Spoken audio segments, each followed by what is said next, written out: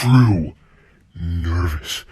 Very, very dreadfully nervous I had been, and am. But why will you say that I am mad? The disease had sharpened my senses, not destroyed, not dulled them.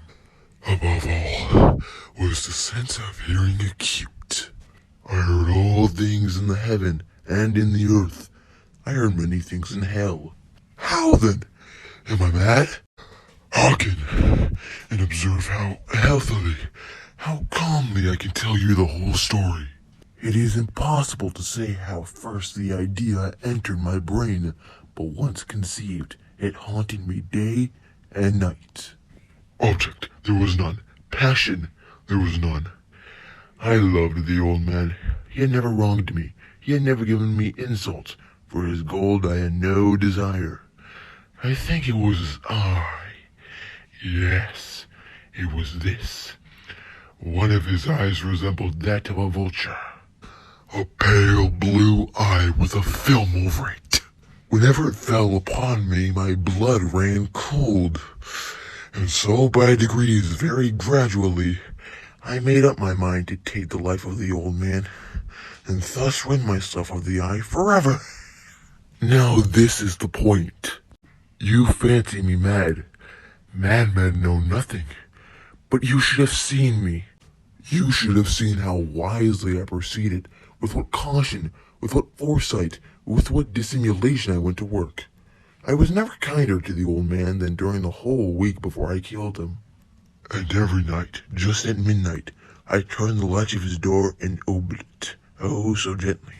And then, when I had made an opening sufficient for my head, I put in a dark lantern all closed, so that no light shone out, and then I thrust in my head. You would have laughed to see how cunningly I thrust it in. I moved it slowly, very, very slowly, so that I might not disturb the old man's sleep. It took me an hour to place my whole head within the opening so far that I could see him as he lay upon his bed. Ha! Would a madman have been so wise as this? And then, when my head was well in the room, I undid the lantern cautiously, oh so cautiously, for the hinges creaked. I undid it just so much that a single thin ray fell upon the vulture eye. And this I did for 7 long nights, every night just at midnight. But I found the eye always closed, and so it was impossible to do the work, for it was not the old man who vexed me, but his evil eye. And every morning when the day broke, I went boldly into the chamber and spoke courageously to him, calling him by name in a hearty tone, inquiring how he had passed the night. So you see, he would have been a very profound old man indeed to suspect that every night just at 12 I looked in upon him while he slept. Upon the 8th night, I was more than usually cautious in opening the door. A watch's minute hand moves more quickly than did mine. Never before that night had I felt the extent of my own powers, of my sagacity. I could scarcely contain my feelings of triumph. To think that there I was, opening the door little by little, and not even to dream of my secret deeds or thoughts. I fairly chuckled at the idea, and perhaps he heard me, for he moved on the bed suddenly, as if startled. Now you may think that I drew back, but no. His room was as black as pitch with a thick darkness, for the shutters were closed fastened through fear of robbers, and so I knew that he could not see the opening of the door, and I kept pushing it on steadily. I had my head in and was about to open the lantern when my thumb slipped upon the tin fastening, and the old man sprang up in the bed crying out, "Who's there?" I kept quite still and said nothing. For a whole hour I did not move a muscle, and in the meantime I did not hear him lie down. He was still sitting up in the bed listening, just as I have done, night after night, hearkening to the death watches in the wall. Presently I heard a slight groan, and I knew it was the groan of mortal terror. It was not a groan of pain or of grief. Oh no, it was the low stifled sound that arises from the bottom of the soul when overcharged with awe. I knew the sound well, Many a night, just at midnight, when all the world slept, it has welled up from my own bosom, deepening with its dreadful echo as the terrors that distracted me. I say I knew it well. I knew what the old man felt, and pitied him, although I chuckled at heart. I knew that he had been lying awake ever since the first slight noise when he had turned in the bed. His fears had been ever since growing upon him. He had been trying to fancy them causeless, but could not. He had been saying to himself, "It is nothing but the wind in the chimney. It is only a mouse crossing the floor." Or, "It is merely a cricket which has made a single chirp."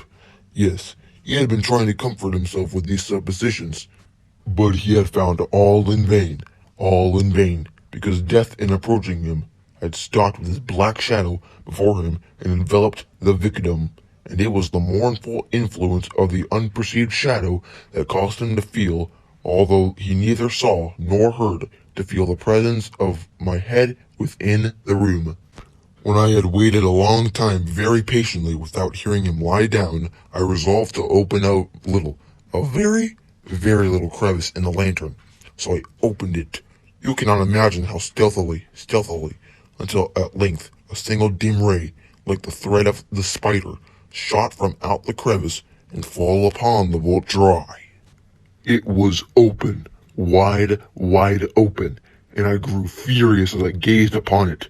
I saw it with perfect distinctness, all a dull blue with a hideous veil over it that chilled the very marrow in my bones, but I could see nothing else of the old man's face or person, for I had directed the ray, as if by instinct, precisely upon the spot. And now, I have not told you that what you mistake for madness is but over-acuteness of the senses. Now I say there came to my ears a low, dull, quick sound, such as a watch makes when enveloped in cotton. I knew that sound well, too. It was the beating of the old man's heart. It increased my fury as the beating of a drum stimulates the soldier into courage. But even yet, I refrained and kept still. I scarcely breathed. I held the lantern motionless. I tried how steadily I could maintain the ray upon the eye. Meantime, the hellish tattoo of the heart increased. It grew quicker and louder every instant. The old man's terror must have been extreme. It grew louder, I say, louder every moment. Do you mark me well? I have told you that I am nervous, so I am. And now at the dead hour of the night, amid the dreadful silence of that old house so strange, a noise as this excited me to uncontrollable terror. Yet, for some minutes longer, I refrained and stood still, but the beating grew louder. I thought the heart must burst, and now a new anxiety seized me. The sound would be heard by a neighbor. The old man's hour had come. With a loud yell, I threw open the lantern and leaped into the room. He shrieked once only. In an instant, I dragged him to the floor and pulled the heavy bed over him. I then smiled gaily to find the deed so far done. But for many minutes, the heart beat on with a muffled sound. This, however, did not vex me. It would not be heard through the wall.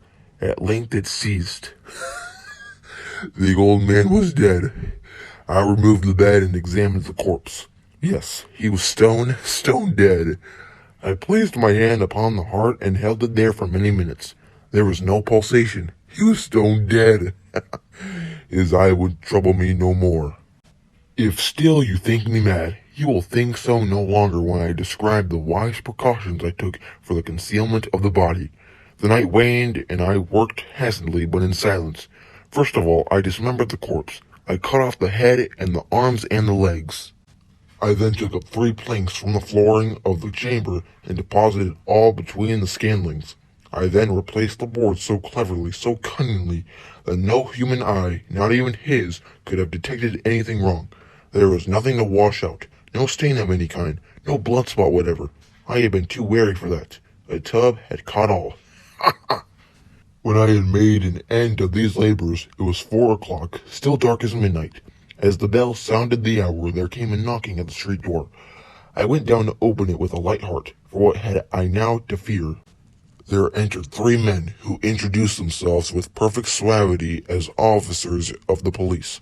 A shriek had been heard by a neighbor during the night. Suspicion of foul play had been aroused. Information had been lodged at the police office, and they, the officers, had been deputed to search the premises. I smiled, for what had I to fear? I bade the gentleman welcome. The shriek, I said, was my own in a dream. The old man I mentioned was absent in the country. I took my visitors all over the house. I bade them search well. I led them at length to his chamber. I showed them his treasures, secure, undisturbed. In the enthusiasm of my confidence, I brought chairs into the room and desired them here to rest from their fatigues, while I myself, in the wild audacity of my perfect triumph, placed my own seat upon the very spot beneath which reposed the corpse of the victim. The officers were satisfied. My manner had convinced them. I was singularly at ease. They sat, and while I answered cheerily, they chatted of familiar things. But ere long I felt myself getting pale and wished them gone. My head ached, and I fancied a ringing in my ears. But still they sat and still chatted. The ringing became more distinct. It continued and became more distinct. I talked more freely to get rid of the feeling, but it continued and gained definitionness, until at length I found that the noise was not within my ears. No doubt I now grew very pale, but I talked more fluently and with a heightened voice. Yet the sound increased, and what could I do? It was a low, dull, quick sound, much such a sound as a watch makes when enveloped in cotton. I gasped for breath, and yet the officers heard it not. I talked more quickly, more vehemently, but the noise steadily increased. Why would they not be gone?